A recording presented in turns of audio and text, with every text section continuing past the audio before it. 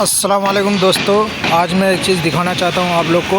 आप लोग कहोगे काम दिखा रहा है या कुछ भी दिखा रहा है। मैं काम नहीं दिखा रहा हूँ दोस्तों, मैं काम सबसे बड़ा दिखा रहा हूँ कि जितना ही इम्तियाज़ जलील साहब की पार्टी ठीक है, उतना ही हमारे लिए ज़रूरत पतंग छाप है। और माशाअल्लाह आज आप लोग देख सकते हैं कि हमारे कंपनी में कितना पतंग है। पतंग ही पतंग है, पतंग ही पतंग है, इसलिए पतंग छाप भी ज़रूरी है।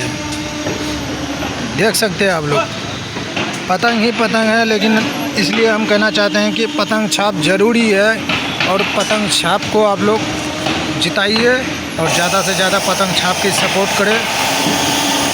आप लोग पतंग देख सकते हैं कि पतंग का क्या है और पतंग का वजूद भी क्या है। पतंग कहीं भी जा सकता है और कहीं से भी कहीं आ सकता है, इसीलिए पतंग छाप को आप लोग वोट दीजिए और पतंग छाप को आगे बढ़ाइए। जय हिंद, जय भारत।